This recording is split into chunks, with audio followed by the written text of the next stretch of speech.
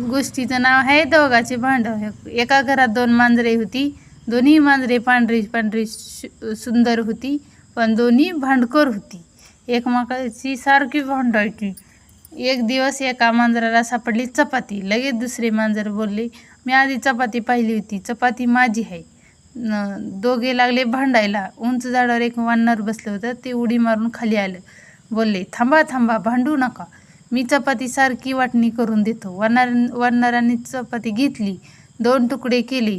एक तुकडा केला मोठा, एक केला लहान. तुकडा बघून बोलला, अरे आत्ता सारखे तुकडे करतो हा. मग वानराने मोठा तुकडा थोडा तोंडात टाकला, मग दुसरा तुकडा थोडा तोडून तोंडात टाकला. असे करत करत वानराने सगळी चपाती गट्टम केली. चपाती संपतात ते उंच झाडावर निघून गेले. मांजरे बिचारी एकमेकाच्या तोंडे बघत बसली. भांडण झाले दोघांचे, पण लाभ झाला वानराचा.